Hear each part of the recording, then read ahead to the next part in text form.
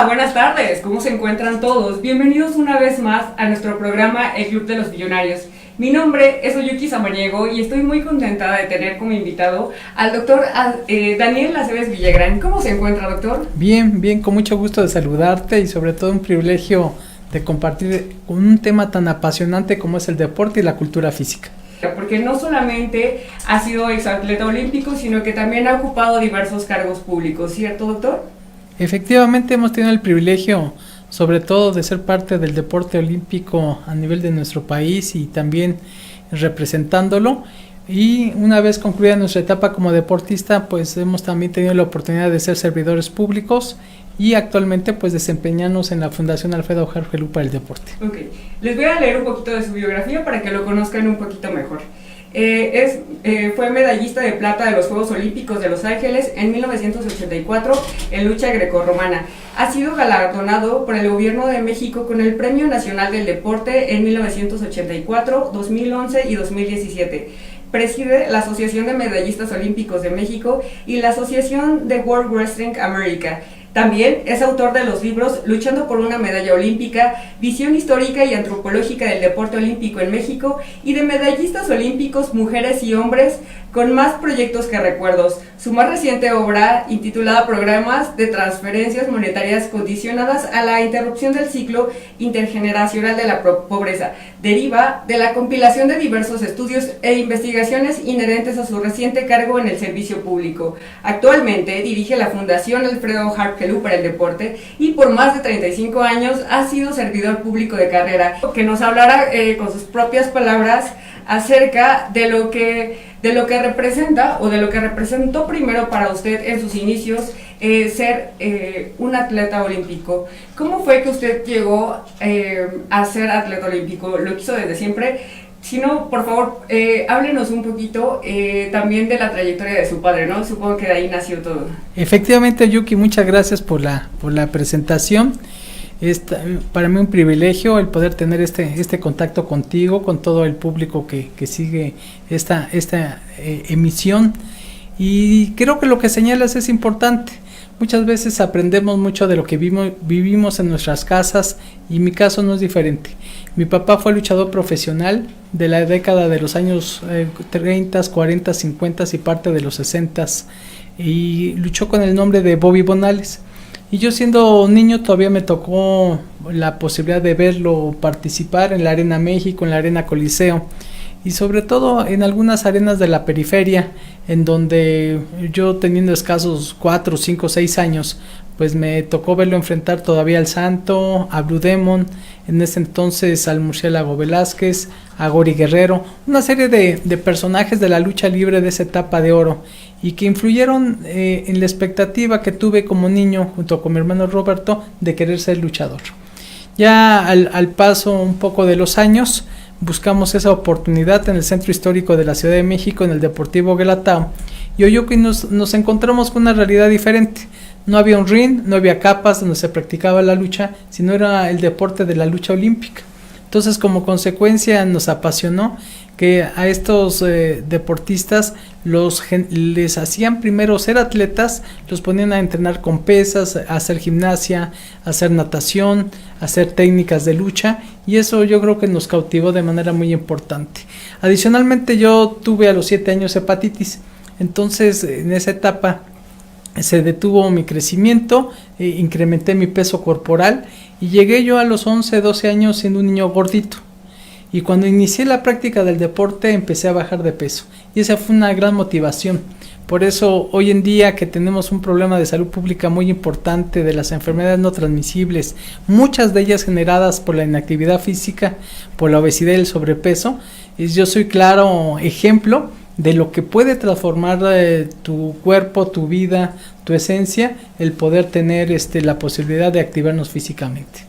Perfecto, doctor. ¿Nos puede hablar un poquito también de los objetivos que tiene esta fundación? Porque va ligado a esto, ¿no? A incentivar a las personas o a motivar a las personas a que hagan deporte a través de diversos programas, ¿cierto? Efectivamente, Y tuvimos hace escasos días una presentación de este planeador de activación física por un deporte social, que busca, con el aval del Instituto Nacional de Salud Pública, generar una herramienta que incentive y que motive a participar durante 98 días, 14 semanas, en una adecuación de hábitos personales. Es decir, no solo el de activarnos físicamente, por lo menos 150 minutos a la semana, que es el parámetro mínimo que determina la Organización Mundial de la Salud, sino también el que tengamos una alimentación correcta. Entonces, este programa tiende fundamentalmente a promover que tengamos un conocimiento de los parámetros internacionales, porque algo que no se conoce mucho en México es que hay un plan mundial de activación física por parte de la Organización Mundial de la Salud, que tiene como objetivo fundamental el que se reduzca en un 15% la prevalencia de la inactividad física entre el año 2018 y 2030 a nivel global. Y aunado a eso, la Organización de las Naciones Unidas tiene 17 Objetivos de Desarrollo Sostenible, en donde el tercer punto y enfático es generar práctica de la activación física y del deporte. Me parece perfecto. Yo creo que es importante que todas las personas nos activemos físicamente. Sí, totalmente. Y aquí es importante clarificar que hay que dividir lo que es la educación física, lo que es la actividad física y lo que es el deporte. El tema de la educación física tiene que ver con un sistema escolarizado en donde los educandos aprenden elementos básicos de movilidad y en donde dotan fundamentalmente los maestros de educación física o el cuerpo docente algunos conocimientos de motricidad y sobre todo de movimientos de coordinación. Hay aprendizajes en términos de la higiene personal y también de elementos que tienen que ver con los parámetros más básicos de desarrollo infantil que viene desde la estimulación temprana. Es decir, la educación física tendría que acompañarnos sobre todo en la educación básica, media básica y media superior. La activación física es movernos, es pasar de un estado de reposo a un estado de movimiento, en donde por lo menos deberíamos, de acuerdo a los parámetros, hacerlo 150 minutos a la semana, que aquí la distribución de 30 minutos diarios sería, yo creo que muy adecuada, regalarnos 30 minutos de activación física con diversos parámetros, y dentro del aspecto del deporte ya es interactuar con reglas específicas sobre una o varias disciplinas. Entonces, yo creo que todo va abonando a un tema de la salud, pero sí habría que dividir que la educación física, reitero, es un sistema escolarizado. La activación física es lo que más tenemos que promover, que es movernos, que es activarnos. Podemos hacerlo al subir las escaleras, al caminar, al trotar, hacer ejercicios. En todo entrenamiento tienen que haber 3 elementos básicos. El primero de ellos es hacer ejercicios aeróbicos, es decir, saltar, correr, moverte, etcétera. Anaeróbicos, que es un poco de ejercicios de fuerzas, que se pueden hacer con una silla o hacer planchas o lagartijas, como se les dicen, o sea, lo que tenga que ver con un poco de fuerza. Y el tercero es estiramiento. Entonces, son los 3 parámetros, y hoy el planeador de activación física lo que busca fundamentalmente, Yuki, es activarnos, el tener la posibilidad de tener a la semana un número de minutos activados físicamente, el tener una alimentación correcta, crear hábitos, y por eso es este tema de 98 días. No hay un tema que se vincule a la báscula o a las medidas, sino lo que pretendemos es que cambien los hábitos, que haya un autoconvencimiento y sobre todo una cultura de autocuidado de la salud. Muy bien, doctor. ¿Nos puede hablar de este planeador de activación física? Porque está dividido en 3 semáforos, ¿no? Rojo, amarillo y verde. Sí, sobre todo lo que ha buscado la Fundación Alfredo Harpelú Deporte es tener un programa insignia del cual se derivan otras actividades. Este código cromático del semáforo deportivo habla en el rojo que alto a las adicciones, el amarillo cuidado con la obesidad y el sobrepeso, es decir, genera una cultura de autocuidado de la salud, y en relación a la semaforización verde implica que tenemos que generar una cultura cívica de la paz. Entonces, ubicado transversalmente el tema del deporte y la cultura física, lo que es la educación, la salud, el bienestar social, la seguridad pública y también la economía. Yo creo que el significado del deporte, del movimiento olímpico, paralímpico, tiene que ver como una herramienta social que esté al servicio de la humanidad, al servicio de las personas, para mejorar la calidad de vida. Sí, por supuesto. Y qué bueno que mencioné que no solamente es en el aspecto físico, sino también incluso en el aspecto económico. ¿Nos puede hablar de algunas actividades que tienen planeadas o que ya han hecho con anterioridad respecto a estos semáforos? Sí, claro que sí. Son aproximadamente 12 años en donde se ha implementado el semáforo deportivo. Se han visitado para este concepto 22 entidades federativas, alrededor de 2,000 escuelas, en donde se ha dotado de material deportivo, se han hecho torneos relámpago y sobre todo se entrega material impreso y también de carácter electrónico para que haya una reflexión colectiva. Nosotros no tenemos un acento en el alto rendimiento, no detectamos campeones, no detectamos representantes a nivel municipal, estatal o a nivel nacional. La búsqueda es la generación de hábitos. Creo que el tema también tiene que ver no solo con lo físico, sino también con lo emocional. Incrementar la autoestima de las niñas, de los niños. Y hemos tenido experiencias muy agradables, Oyuki, por ejemplo, a niñas y niños que les hemos entregado alguna medalla, que son, por cierto, de carácter ecológico, y pues te das cuenta que los niños varias noches duermen con ellas, porque se eleva la autoestima. No necesariamente tienes que ser campeón para ganar una medalla, tienes que tener sobre todo una vinculación a participar respetando las reglas. Hacemos grupos con equidad de género, buscamos en los equipos los conformen mujeres y hombres por igual, no mujeres contra hombres, sino que en los equipos haya una equidad de género, es decir, es un factor educativo. Entonces, este planeador vinculado al programa del semáforo deportivo busca esta transformación. Nosotros esperamos máximo en 10 días tener una plataforma digital donde pudiéramos escalar. Hoy en día estamos haciendo un piloto con 1,000 personas de diversos sectores, no solo sectores del deporte, sino sectores de la sociedad. Te cito el ejemplo que está con nosotros Special Olympics México, que son las niñas y niños atletas con discapacidad intelectual. Pues están participando un grupo de ellos, sus papás, con centros de integración juvenil, con la Federación de Deportes Escolares, con diversas federaciones deportivas olímpicas. Aquí en el Estado de México, pues hemos tenido ahí la participación con varios municipios.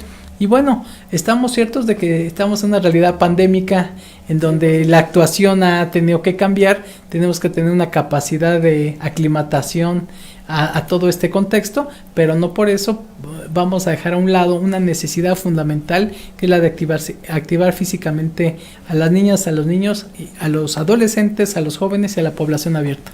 ¿Nos puede hablar un poquito de la plataforma, cómo sería y qué es lo que tendría?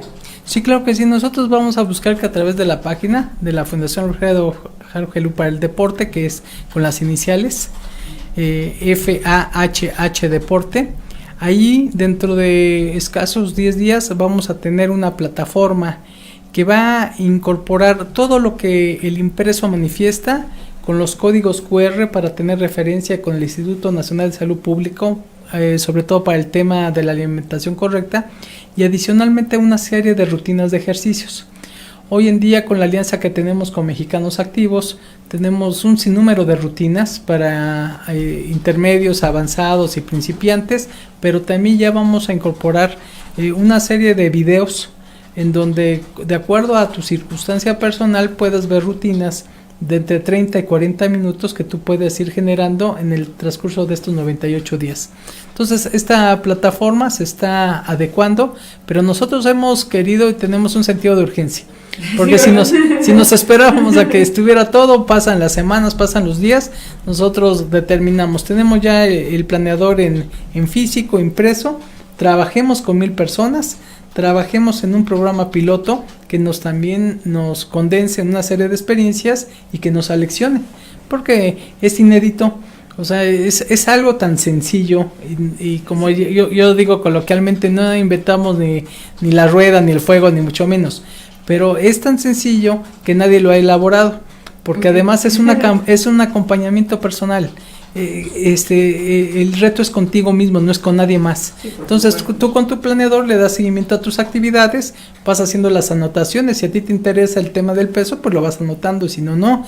Si te interesa el tema de la talla, si te interesa un tema hasta de carácter emocional, bueno, pues tenemos la factibilidad de hacer una canalización a centros de integración juvenil que tiene una línea a las 24 horas del día, los 365 días del año, para que tú acudas. Es decir, que tenemos una visión integral de cómo acercar una herramienta social, sencilla, pragmática, gratuita, que infiera en mejorar nuestras condiciones de salud. Me gustaría que me hablara un poquito de su etapa como atleta olímpico. Claro que sí, muchas gracias. Hay que recordar que cada una de las generaciones a las que vamos perteneciendo va teniendo diferentes etapas. Evidentemente, cuando yo era niño, vivíamos en un mundo sin internet, sin teléfonos celulares, y sin una serie de mecanismos y de dispositivos electrónicos que hoy existen y que existen apenas hace 20 años. Entonces, nuestra infancia era más de jugar a la cascarita de fútbol, de jugar a las luchitas, de tener una vida distinta a la que hoy se tiene. No porque fuera mejor o peor, cada circunstancia y cada generación vive condiciones distintas. Entonces, dentro de ese contexto, al ser yo influenciado por tener un papá que era luchador y vivir en ese entorno del deporte, siempre tuvimos esa aspiración.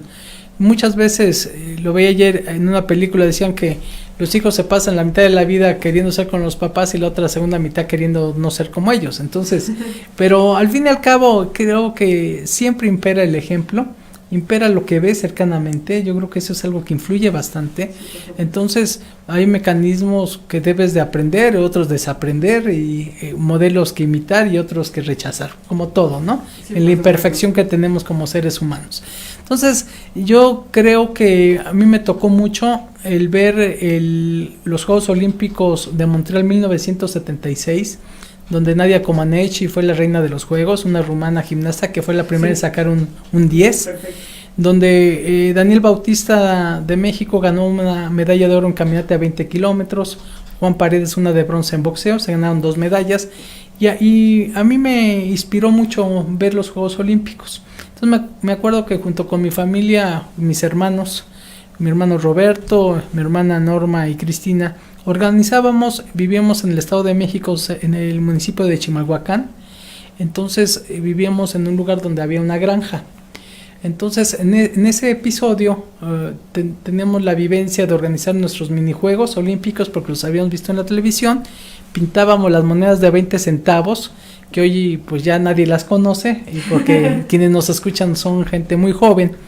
Entonces, pero las pintábamos, eran monedas que tenían una dimensión mayor a la que hoy actualmente es de 10 pesos.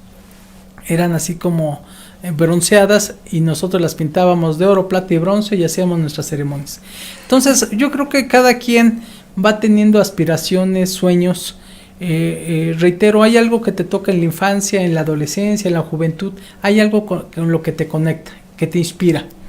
En muchas ocasiones, y hoy en día el problema de muchos jóvenes es de que abandonan sus sueños de manera inmediata. Tienen aspiraciones para que todo se resuelva rápido, ser famosos de manera inmediata, sí, claro. y no hay una cultura del esfuerzo. Y reitero, no es mejor una generación que otra, simplemente vivimos circunstancias diferentes. Ya cuando viene a aparecer la tecnología de manera importante a finales de los 90, principios del año 2000, pues nos damos cuenta que ya cambia el mundo. Los jóvenes tienen menos actividad física también por la inseguridad, porque las mamás tienen que salir a trabajar, porque ya no son guardianes del sillón nada más, sino los juegos electrónicos, y porque los niños de la calle se vuelven niños de la llave, es decir, se quedan dentro de los departamentos, dentro de las casas. Entonces hay muchas diferencias. Yo siempre que hago un repaso, una reflexión de lo vivido, creo que hoy los jóvenes, los niños tienen una inteligencia mucho mayor a la nuestra, tecnológicamente más desarrollados.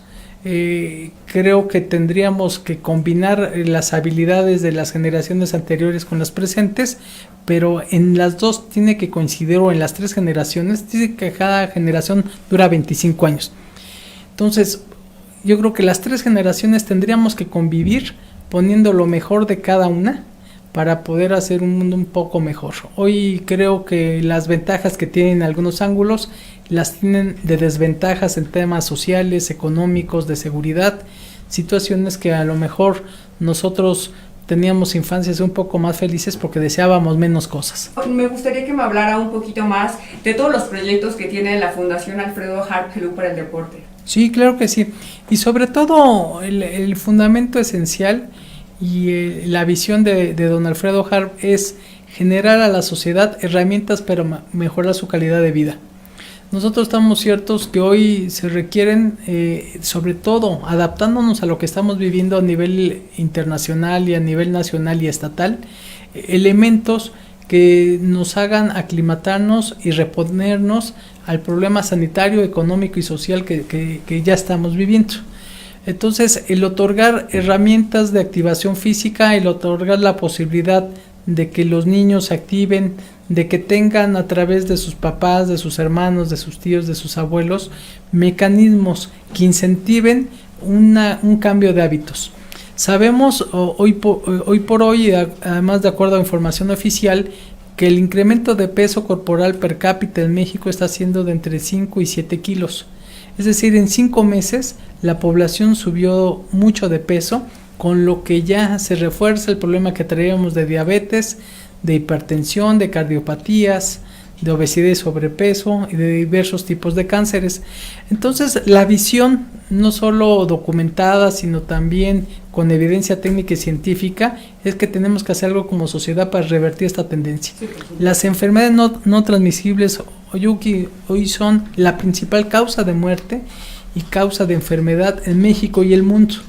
La tasa de letalidad en México pues es por lo menos del doble de la media internacional, en algunos casos el triple, porque por ejemplo tenemos 10.78 de la escala de letalidad de la COVID-19, siendo que en países europeos ha sido del 3.72. Entonces, 3 veces y duplicamos la de Estados Unidos y estamos 2 veces por arriba de la de Brasil y de la India, etcétera. Entonces tenemos una población que tiene ya problemas de salud y reitero, mucho de ello generado por la alimentación que tenemos y por la falta de activación física. Entonces la visión de la fundación es aportar, no sustituir en ningún sentido las acciones del gobierno en sus 3 niveles, no vamos a sustituir, queremos sumarnos, otorgar esta experiencia para que se escale. Nosotros estaríamos muy complacidos que el gobierno federal o el gobierno del Estado de México o gobiernos municipales asumieran estas banderas y las replicaran y las mejoraran.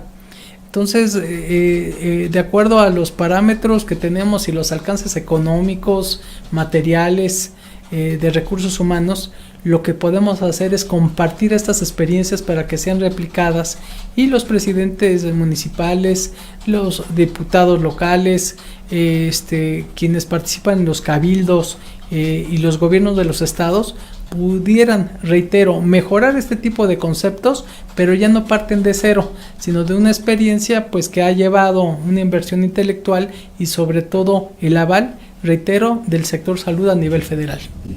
Aparte, por ejemplo, ¿ya han tenido algunos acuerdos con estas entidades públicas o aún las siguen buscando?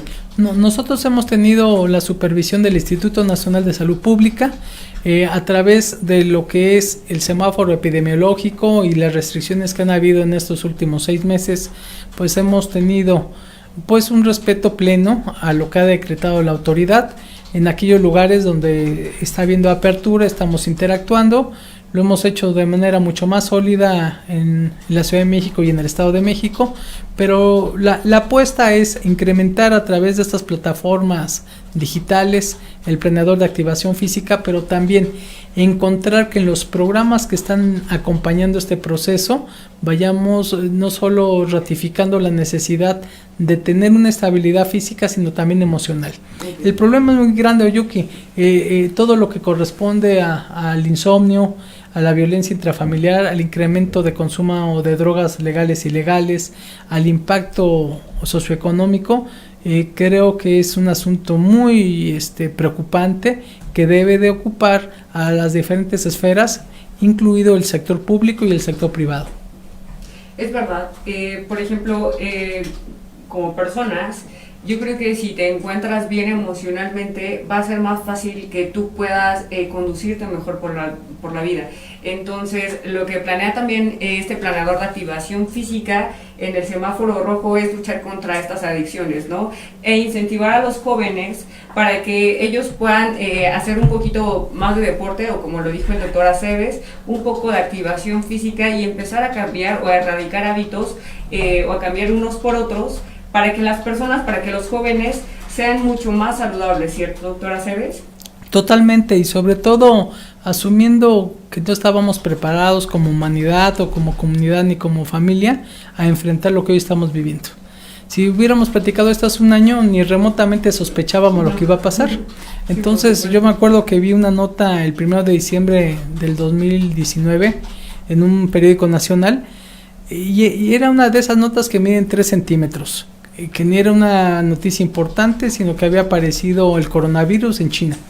Me llamó la atención, pero nadie se imaginaba que esa epidemia se iba a convertir en una pandemia y que el problema iba a escalar al nivel que hoy hemos tenido.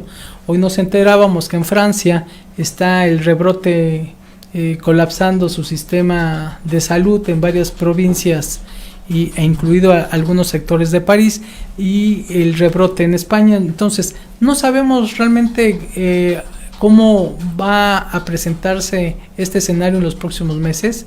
Esto va a poder ser posible hasta que haya una vacuna y un esquema de vacunación, que son cosas diferentes. La vacuna la podrá haber en noviembre, que esperemos que así sea, avalada por la Organización Mundial de la Salud, pero aquí lo importante es de que tengamos la posibilidad de que este esquema de vacunación pudiera inferirse por lo menos a 60 millones de mexicanos. Entonces es un asunto muy complejo. Sí, por supuesto. No, y sobre todo, Oyuki, también hablando, me han preguntado sobre los Juegos Olímpicos que se pospusieron un año, sí. Y bueno, hemos pedido nosotros al Comité Olímpico Mexicano y al Comité Olímpico Internacional la gestión para lotes preferenciales para los deportistas olímpicos y paralímpicos que asistirán. Por lo menos, viendo el caso de México, hay 206 comités olímpicos nacionales diseminados en el mundo. Entonces necesitamos estar conscientes de la gravedad de la circunstancia y actuar como sociedad. Entonces yo creo que nos agarró por sorpresa, nadie está preparado, el impacto, reitero, económico está siendo y va a ser brutal. La disminución del Producto Interno Bruto en México y a nivel internacional rondará en promedio de los 11-12 puntos, con lo que esto significa. ¿Y qué significa? Significa millones de desempleados, millones y millones de subempleados, disminución del proceso productivo, del consumo y incremento de la pobreza extrema y moderada. Por eso es un tema muy delicado, pero el tema relativo a tener una activación física en algún sentido genera las condiciones para que la gente pueda mejorar su sistema inmune y contagiarse menos. O sea, es un círculo virtuoso que tenemos que buscar. Es como el efecto placebo, pero a la inversa. Exactamente. Bueno, ¿nos puede hablar un poquito, por favor, ya que tocó el tema de las Olimpiadas, ¿qué va a pasar? Bueno, ¿qué ha pasado? Porque no he estado tan cerca de atletas olímpicos o de estos chicos. Cuando inició la pandemia aquí en México, dejaron de entrenar y sí, cada quien emigró hacia sus localidades. Sí, ha sido, Yuki, ahora sí que, como dirían, un drama internacional. Porque ya habían avanzado la mitad de los procesos clasificatorios a nivel internacional. El 55% de los deportes ya habían clasificado quién iba a los Juegos Olímpicos. Okay. ¿Aquí en México o a nivel mundial? A nivel mundial. Okay. Entonces el 45% todavía falta de deportes que pueden clasificarse más atletas. Entonces México ya obtuvo 2 clasificaciones interesantes en deportes de conjunto, como es el béisbol y el softball femenil. Seguramente México se clasificará en fútbol varonil. Y varios atletas, entre ellos, por ejemplo, una luchadora y un luchador, se clasificaron en la disciplina en la que yo he participado de manera muy, muy destacada. Entonces, cuando acontece ya a principios de marzo estas alarmas sobre la declaratoria de la OMS de que pasa de ser una epidemia a una pandemia, se cierran los comités olímpicos, se cierran los procesos de entrenamiento y en cada país empezaron a resolver como pudieron este esquema. Aquí en la actualidad los mexicanos y los latinoamericanos tendríamos una desventaja muy grande, porque mientras ya hace 3 meses se desconfinaron en muchos países de Europa y ya están entrenando, aquí no está pasando eso, no están abiertos muchos centros deportivos, menos los de alto rendimiento. Y bueno, hemos visto a nivel internacional los esquemas de la burbuja de la NFL, de la NBA, de algunos clubes de fútbol, sobre todo en Europa, pero que no han sido parte de la realidad para el deporte mexicano. Yo creo que entrenamientos personalizados, aparte que el desconfinamiento fue hace varias semanas o hace 1 o 2 meses, bueno, sí representa como una carga para el deporte mexicano. Y ¿ya tienen algún plan de rescate para los Juegos Olímpicos o para entrenar de nuevo a estos chicos, o no lo hay? Sí, durante todo ese confinamiento los atletas han seguido en contacto con sus equipos multidisciplinarios, pero nunca va a ser igual. Sí, por supuesto, un entrenamiento en casa, sin el equipamiento, sin los compañeros. Algunos deportes pues sí han concurrido de acuerdo a sus entidades federativas a buscar que esto se dé de manera propicia. Reitero, a lo mejor han guardado la forma física, pero esto no es igual al un entrenamiento de alto rendimiento. Sí, entonces, supuesto, sí es una problemática importante. Ahora, por otro lado, el tema emocional, hay incertidumbre. Hoy en día está programado los Juegos para el próximo año del 23 de julio al 9 de agosto. Un mes después están los Juegos Paralímpicos. Hoy el gobernador de Japón y quienes presiden el comité organizador ratifican que con o sin vacunas se van a llevar los Juegos Olímpicos. Ojalá así sea. Seguramente van a ser unos Juegos sin público, unos Juegos diferentes, pero es mejor eso a que no los existan. La humanidad necesita un mensaje de aliento. Los Juegos Olímpicos y Paralímpicos significan resiliencia, significan esfuerzo, significan una cultura de participación de la juventud del mundo. Y ese mensaje yo creo que le viene bien a todos los países, a las sociedades, sin distingo de que sus atletas resulten o no victoriosos. Yo creo que sí necesitamos mensajes positivos, de esperanza, y esto, subrayo, de cultura del esfuerzo.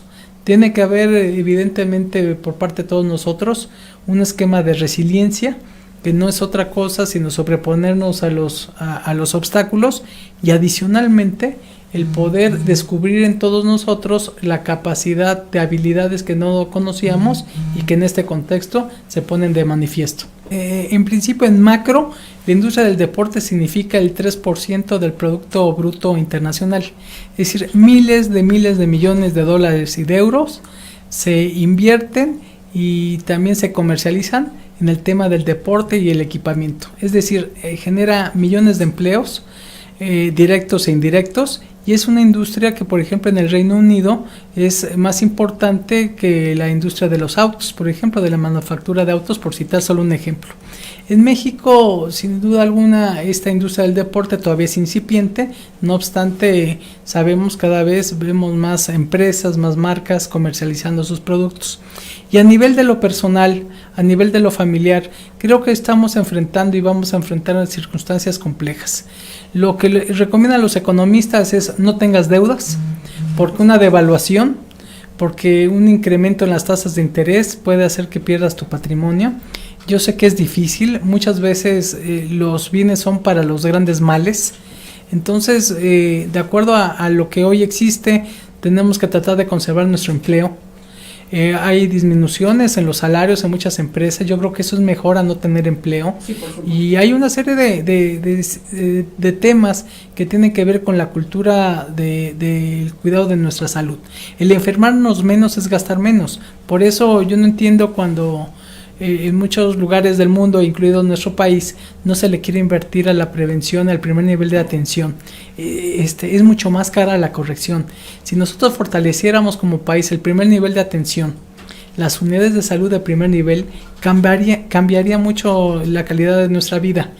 Esto pues han sido objetivos que se han ido planteando desde 1997 cuando se descentralizaron los servicios de salud. Así que yo creo que hay que verlo desde diversos ángulos, como todo lo tenemos que ver en la vida. Pues muchas gracias, doctora. No, al contrario. Encantada y encantados aquí en Cadena Radio de que nos honre con su presencia el día de hoy. Chicos, pues muchas gracias por acompañarnos en este programa. Mi nombre es Oyuki Samaniego. Nos vemos el próximo martes aquí en el Club de los Millonarios. Hasta la próxima semana.